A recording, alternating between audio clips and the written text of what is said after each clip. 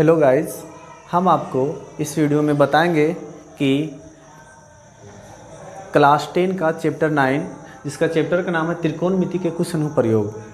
तो इस वीडियो में हम अगर आप बेसिक से जानना चाहते हैं तो हम आपको इसमें बेसिक से बताने जा रहे हैं, ताकि कोई भी प्रश्न अगर आए तो उसमें आप किसी भी तरह का दिक्कत ना हो बनाने में। तो सबसे पहले हम आपको क्वेश्चन बेसिक से हम लेके चलते हैं कि इसमें त्रिकोणमिति के कुछ अनुप्रयोग में हम देखते हैं कि अवनमन कोण और उन्नयन कोण का सबसे ज़्यादा जिक्र होता है। तो सबसे पहले हम यहाँ समझेंगे कि अवनमन कोण एवं उन्नयन कोण होता क्या है। तो हम आपको बता दें कि अवनमन कोण, जब कोई वस्तु ऊपर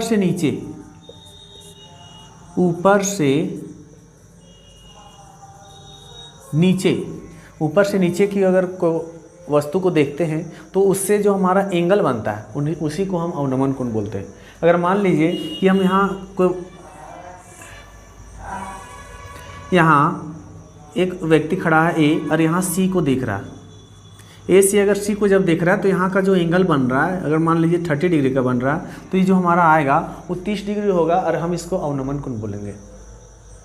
फिर से हम आपको बता दें कि जब कोई वस्तु को ऊपर से नीचे की ओर देखते हैं तो जो हमारा एंगल बनता है उसी को हम अवनमन कोण कहते हैं। जैसे कोई व्यक्ति है ए से नीचे सी की ओर देख रहा है, तो हमारा ए से सी की ओर जो वस्तु देख रहा है वो अवनमन कोण होगा और एंगल बनेगा 30 डिग्री का। अब हम बात करेंगे, यहाँ एंगल जो है कभी भी बन सकता है, 30 हो 45 हो। यहाँ जो एंगल है हमारा ये कुछ भी हो सकता है, 45 डिग्री हो सकता है, 60 डिग्री हो सकता है, या फिर और कुछ भी हो सकता है। तो अब हम बात करेंगे उन्नयन कोण के बारे में। अब आपको ये समझ में आ गया होगा अच्छी तरीक़े से कि अवनमन कोण होता क्या है। अब हम बात करेंगे उन्नयन कोण का। तो जब कोई वस्तु को नीचे से ऊपर की ओर देखते हैं, नीचे से ऊपर की ओर देखते हैं तो हमारा जो एंगल बनता है, नीचे से ऊपर की अगर कोई वस्तु को देखते हैं तो जो हमारा एंगल बनता है उस एंगल को हम उन्नयन कोण कहते हैं। अगर मान लीजिए कि यहाँ अगर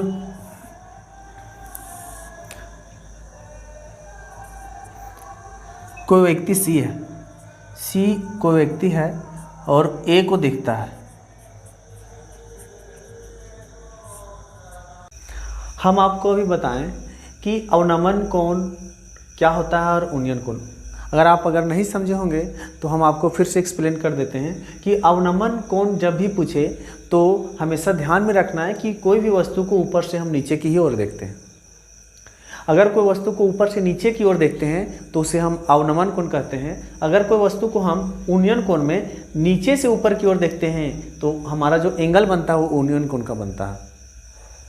अब हम बात करेंगे कि ये जो एंगल बनता है वो कितने डिग्री का एंगल बनता है। तो इस चैप्टर में दिया हुआ है कि थीटा का जो वैल्यू रहेगा, इसमें से मैक्सिमम मार्क नंबर जो दिया हुआ रहता है, या तो 30 डिग्री दे दे, या 45 डिग्री दे, या 60 डिग्री दे, या 90 डिग्री दे। लेकिन हम देखते हैं कि 90 का बहुत कम रहता है, अधिकतर मैक्सिमम जो रहता है 30, 45, 60 डिग्री का ही जिक्र किया गया है। अब हम आपको बताएंगे कि इसमें किस किस फार्मूला को हम लोग यूज़ करेंगे। अब देखिए, सबसे पहले आपको बता दें कि साइन थीटा, कोस थीटा और टेन थीटा का फार्मूला भी अगर याद कर लेते हैं तो बस यही 3 फार्मूला से ही आपका क्वेश्चन सारा बन सकता है। हम यहाँ देखते हैं कि साइन थीटा में जो फार्मूला होता था, इसमें देखते थे कि लंब बटा कर्ण होता है। कोस का अगर बात कर लिए जाए तो आधार बटा कर्ण, और टेन का बात कर लिया जाए तो लंब बटा आधार होता है। अगर आप इस 3 फार्मूला को अगर ध्यान में रखे होंगे तो इस प्रॉब्लम में आपको इस चैप्टर में आपको कोई भी प्रॉब्लम नहीं आने वाली है। हम यहाँ सबसे पहले देखेंगे कि इसमें और बता दें कि अगर साइन का वैल्यू पूछ रहा है तो साइन 30 डिग्री लिया जाता है, 60 डिग्री लिया जाता है, या फिर 45 डिग्री लिया जाता है, या फिर 90 डिग्री। इस तरह से आपको क्वेश्चन सारा में सेम ही मिलेगा। अब हम आपको बता देते हैं, थोड़ा सा देखिए, अब हम आपको बताते हैं कि कोई भी ट्रायंगल में 3 भुजा होता है। एक को हम बोल सकते हैं कर्ण, दूसरा को लंब, तीसरा को आधार। हम आपको और बता दें कि लंब और या आधार कभी भी चेंज हो सकता है। ये आधार लंब बन सकता है, लंब आधार बन सकता है, लेकिन कर्ण हमारा कभी भी चेंज नहीं होता है। अगर जब आप क्वेश्चन बनाएंगे तो आप देखेंगे कि हमेशा तीन आपको या तो थीटा दिया हुआ रहेगा, या तो लंब दिया हुआ रहेगा, या आधार पूछ लेगा, या थीटा दिया हुआ रहेगा तो आधार पूछ लेगा, या फिर कर्ण दे दिया रहेगा। आपको इस प्रकार देखना पड़ेगा कि हमेशा दो एक ए ई पूछ लेगा, या तो ए यार ए दे दिया, ए पूछ लिया, या तो ए पूछ लिया यार ए यार ए दे दिया। तो आप देखिए कि कभी भी इस टाइप के प्रश्न में हमेशा दो चीज़ आपका दिया हुआ रहेगा, तीसरा आपको पूछेगा। तो इस टाइप से मेन जो बेसिक था आपको हम अब इस प्रकार बता दिए। अब आप देखिएगा बना के सारा क्वेश्चन, आपको एक 1 बाय 1 क्वेश्चन एक्सप्लेन भी करके हम बताएंगे। उसके बाद आपको पता चल जाएगा कि क्वेश्चन कितना आसानी से हम सारा इस चैप्टर का सारा प्रश्न को कैसे एक्सप्लेन करेंगे। सो अब आपको एक बार फिर हम बता देना चाहेंगे कि sine theta, cos theta, tan theta का, ये तीनों का वैल्यू आपको पता होना चाहिए। अगर आप तीनों का अगर फॉर्मूला अगर आपको याद है, और थीटा का वैल्यू साइन थीटा में आपको 0, 30, 45, 60 और 90 डिग्री का अगर आपको याद है तो आपसे सारा क्वेश्चन आसानी से बन जाएगा। और आपको बता दें कि बस यही सब के आधार पर आप सारा क्वेश्चन को बना सकते हैं। इसमें हम अभी आपको पहले भी बताए थे कि इसमें कभी भी पूछेगा क्वेश्चन तो 2 दिया हुआ रहेगा, 1 पूछेगा। हमेशा जितना भी इस चैप्टर में जितने भी प्रश्न आएंगे आप देखेंगे कि हमेशा 2 दे दिया गया है, तीसरा चीज़ पूछ रहा है सारा। तो इस टाइप से हम देखेंगे कि सारा क्वेश्चन इसी तरह से इसी बेस पर बन जाएगा। अब हम चलते हैं क्वेश्चन की ओर, और आपको देखेंगे कि क्वेश्चन सारा अच्छे से एक्सप्लेन हो जाता है और आप लोग से भी बन जाएगा। अब हम चलते हैं क्वेश्चन की ओर। तो हम देखेंगे क्वेश्चन में बोल क्या रहा है कि बोल रहा है कि सर्कस का एक कलाकार एक 20 मीटर लंबी डोर पर चढ़ रहा है। अब हम देखेंगे कि एक सर्कस का एक कलाकार है, 20 मीटर लंबा हमारा रस्सी हमारा दे दिया गया, और जो कलाकार है यहाँ से सी से ए की ओर चढ़ रहा है। ठीक है, यहाँ तक आप समझ गए होंगे कि एक कलाकार है और 20 मीटर लंबा रस्सी है, वो सी से ए की ओर चढ़ रहा है। अब हम क्वेश्चन आगे की ओर चलते हैं। जो अच्छी तरह से तनी हुई है, ये पूरा टाइट बंधा हुआ है। अब हम देखेंगे और भूमि पर सीधे लगे खंभे के शिखर से बंधा हुआ है। ये यहाँ से एक शिखर, यहाँ से ज़मीन से यहाँ तक ही पूरा टाइट करके यहाँ पे बंधा हुआ है, यहाँ से खींच के यहाँ पर बांध दिया गया है। अब आगे क्वेश्चन क्या बोल रहा है कि यदि भूमि स्तर के साथ डोर द्वारा बनाया गया कोण 30 डिग्री का हो। अभी बोल रहा है कि ये अगर जो एंगल जो हमारा बन रहा है यहाँ से यहाँ जो बन रहा है एंगल, ये अगर ये हमारा कितना डिग्री है, 30 डिग्री है, तो ये पूछ रहा है कि खंभे की ऊंचाई क्या है। तो ये जो है हमारा ये खंभे की ऊंचाई है, ये जो है हमारा ये खंभे की ऊंचाई है। और हम ये हमारा रस्सी खंभे, ये डोर की लंबाई है 20 मीटर, और हमारा पूछ रहा है कि खंभे की ऊंचाई कितनी है, और हमारा थीटा दे दिया गया है 30 डिग्री। और हम यहाँ देखेंगे कि थीटा का जो वैल्यू दे दिया गया है वो है 30 डिग्री। अब हम यहाँ आगे क्या करेंगे, लिखेंगे त्रिभुज। अब देखिए थीटा इसमें जो हमारा दिया हुआ था वो 30 डिग्री दिया हुआ था।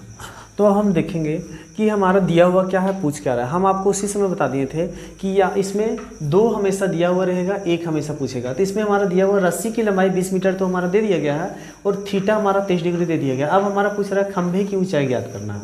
फिर से समझिएगा, हमारा दिया गया है कि खंभे रस्सी की जो लंबाई है यहाँ से यहाँ तक जो सीधा जो बंधा हुआ था, इसका लंबाई जो है हमारा 20 मीटर है, और खंभे की जो ऊंचाई है ये हमारा जो खंभे की जो यहाँ से जो ऊंचा जो बंधा हुआ था इसका ऊंचाई हमारा यहाँ पूछ रहा है। तो हम, और थीटा हमारा दे दिया 30 डिग्री। हम आपको पहले भी बताए थे कि हमेशा 2 देगा, 1 पूछेगा। तो यहाँ एक तरह से देख लें कि हमारा जो दिया हुआ है थीटा हमारा 30 डिग्री दिया हुआ है, AC हमारा जो दिया हुआ है वो 20 मीटर है, और AB हमारा पूछ रहा है। यही चीज़ हम आपको प्रश्न में भी बताए थे। तो अब हम चलते हैं कि इसको बनेगा कैसे, सो देखते हैं।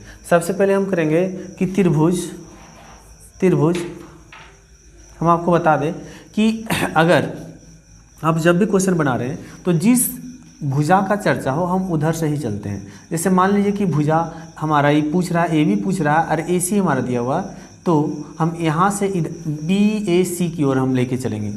ठीक है, तो हम यहाँ लिखेंगे त्रिभुज बी ए सी में।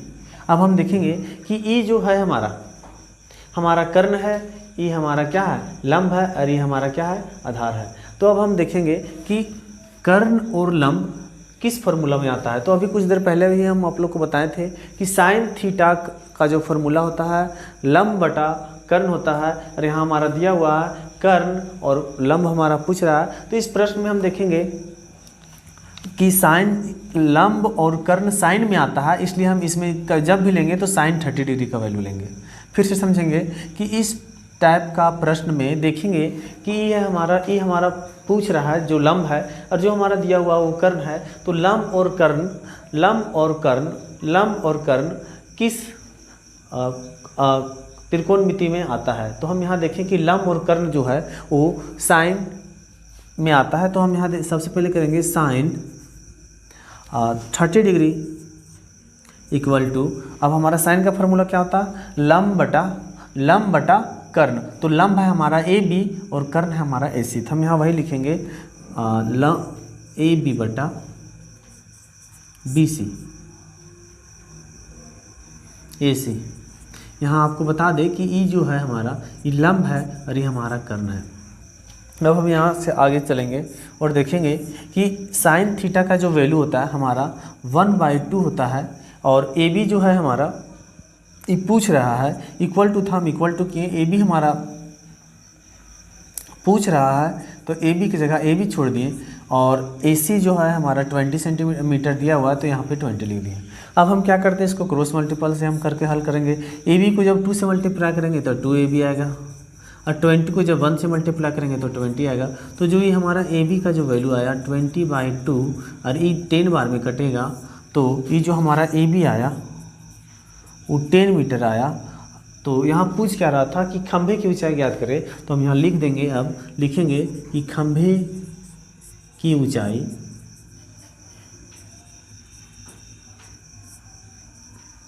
दस मीटर है। इस तरह से हम देखिए कि प्रश्न किस प्रकार से बनता है। एक बार हम आपको फिर से समझा देते हैं कि हम इसमें क्वेश्चन में बोल रहा था कि थीटा हमारा दे दिया गया था 30 डिग्री, ए सी हमारा जो था वो 20 मीटर दिया हुआ था, ए बी हमारा पूछ रहा था। तो हम आपको बताएं कि ए बी और ए सी ये हमारा लंब है, ये हमारा कर्ण है। तो लंब और कर्ण हम देखें कि किस त्रिकोणमिति में आता है। तो हम यहाँ देखें कि साइन में आता है, इसलिए हम यहाँ साइन थीटा की जगह हम 30 डिग्री लिए, और ए बी हमारा लंब होता है तो ए बी लिखें, और कर्ण हमारा ए सी होता है तो ए सी लिखें। अब साइन थीटा का वैल्यू 1/2 होता है, ए बी हमारा दिया हुआ नहीं था तो ए बी की जगह ए बी ही रहने दिए, और ए सी हमारा भी 20 दिया था उसको कर दिए। तो हमारे जो बन के आया 2AB = 20, तो ए बी = 20/2, और जो हमारा खंभे की निकाय जो ऊंचाई जो बन निकल कर आया वो है 10 मीटर।